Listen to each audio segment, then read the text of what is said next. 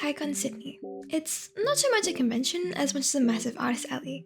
With a huge map spanning 2 halls with over 400 artists, it was certainly one way to kick off the year. This was their second event kaicon has held in Sydney, as well as their second Twilight edition one.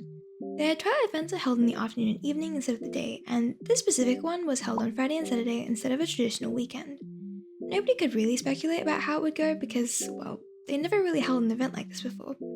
I was personally pretty skeptical about how this event would go, especially given the non-standard hours, but in the end, I caved and booked my table anyway, figuring that since it was held at the ICC, it couldn't go too badly. That, and it would be a nice excuse to visit my friends in Sydney anyway.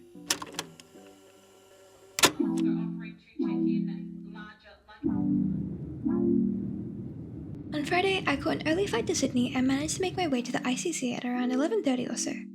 The convention would officially open at 2 PM, which left me with around 2.5 hours to set up. It seemed that most other artists were also still in the process of it though, and luckily I had my friend helping me, so things went a lot smoother than usual.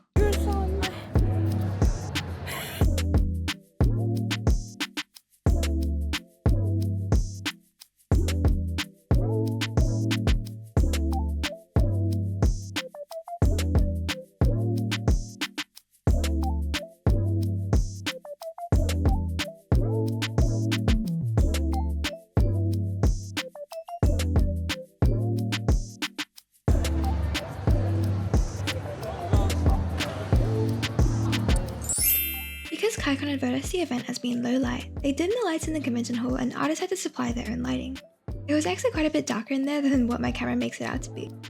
I actually completely forgot to plan out how I would set up my lights in advance, so I was pretty relieved that everything looked somewhat passable at the end.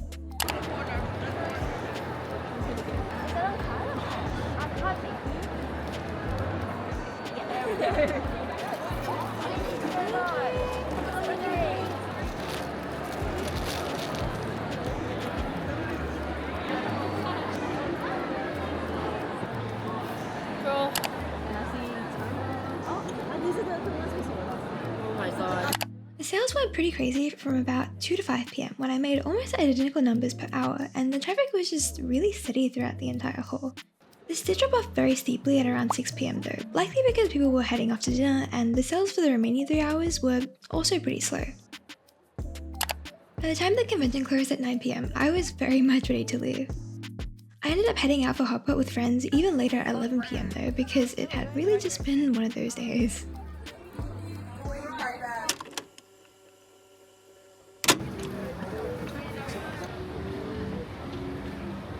Because of the 2 PM start, I was thankfully able to wake up at a reasonable hour for once, something that I very much needed after the hot pot incident the night before. The lines outside as we were walking in were looking pretty promising, and at that point I figured that it might actually end up being busier than Friday.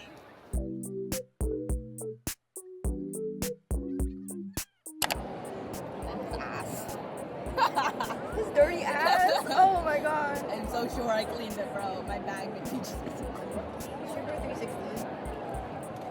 I cleaned it. back of this entire con.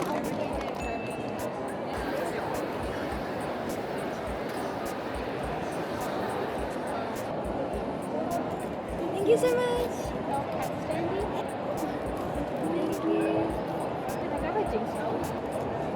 Thank you!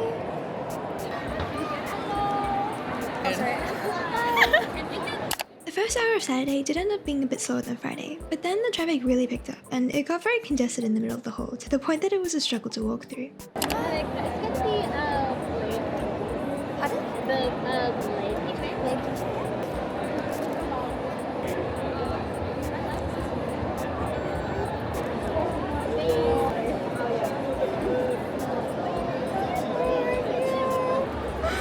Are you winning? So foul. Are you winning? I haven't died, so yeah.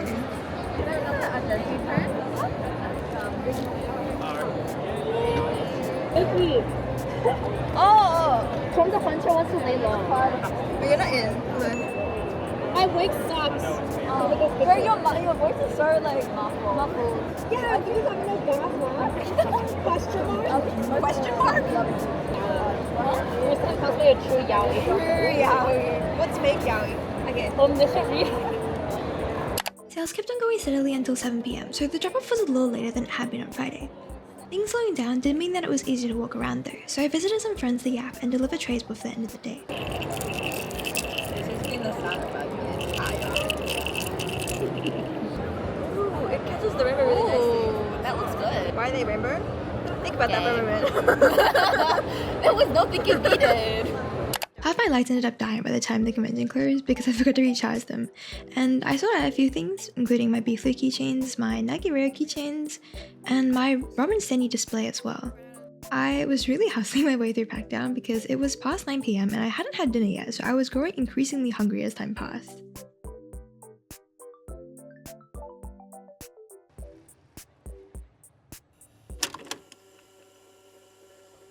After introducing Dealey to fried chicken and finally managing to have dinner, we went out to wander around the city for a bit.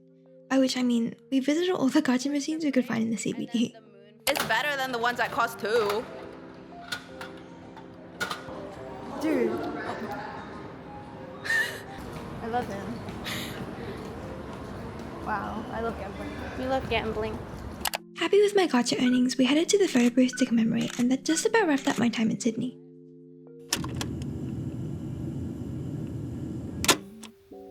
Hello.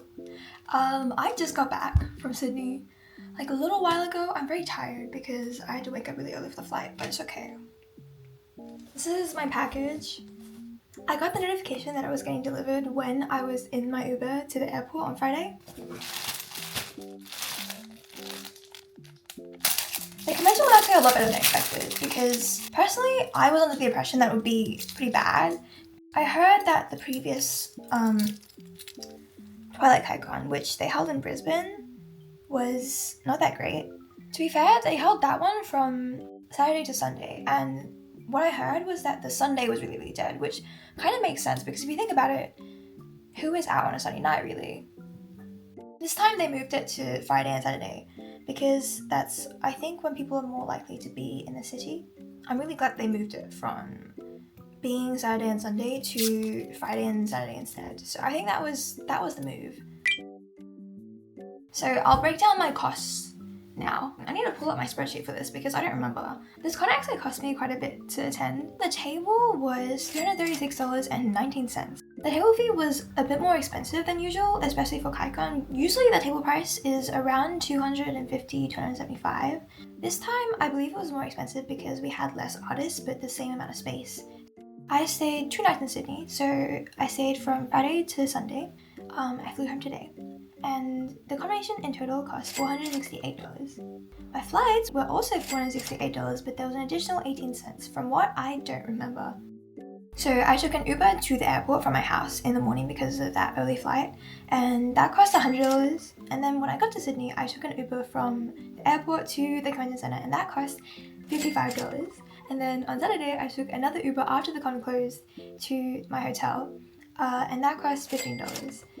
And then finally, I took an Uber from my hotel to Sydney Airport this morning, and that cost $32. And then finally, when I arrived back in Melbourne, I took regular public transport back home, and that cost around $30. I'm not going to count my food expenses just because most of that was me going out with friends. So in total, my expenses came to around $1,272. So those were the expenses. Okay, now onto just general sales analysis. So my numbers are actually pretty even from both Friday and Saturday. I am quite impressed by the amount that I made, but I do want to say again that my expectations were very, very low when I was going to this convention. In general, I made a pretty even amount from my ship charms, my mini standees, and my arcane charms. Obviously, I have more designs for my ship charms and mini standees than I do for my arcane charms, so the fact that my arcane charms did so well really speaks to how insane arcane fans are. I did sell a pretty even number of Jace and Victor, which I was pretty surprised about. I stocked a lot of Victor, and I mean a lot of Victor.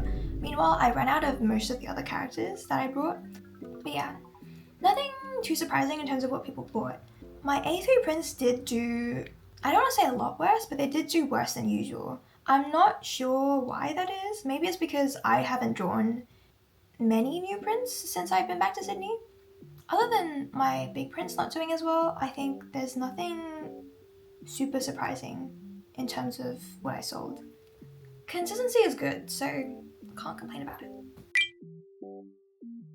Now onto general thoughts. I already said that this con exceeded my expectations by a lot. So essentially, I wasn't going to do the event, but then come December or late November, my artist friends from Melbourne were all telling me, oh yeah, I'm going. And I'm going to table, are you going? And I'm a victim of FOMO, so I ended up applying. Because I applied later than everyone else, the way kaicon does table placements is they do it in order of payment or in order of booking. So it's essentially first come, first serve table location. As in the people who pay or book earlier will have tables that are closer to the front of the convention. The idea is that the people at the front will get the first flow of traffic, so in theory, they would have better sales. For reference, I was all the way at the back of the hall. This is the entrance. Do I think that my placement affected how I did at the convention? Yes, because table placement always affects how you will do at a convention, especially at an Artist Alley only event. Overall, this event was very good, and there are a couple of theories about why that is. The last proper Artist Alley convention in Sydney was in October of last year. So Sydney hasn't had a big convention for around 3-4 months almost. In my head, people wouldn't have had money after November, December spending, but I do think that there were a lot of younger people who were visiting, and it is currently school holidays. Another thing that I do want to touch on is the low light situation. Personally, I did like it, and I think overall people enjoyed the vibes. Like everyone would collectively groan when they turned on the lights at the end of the day.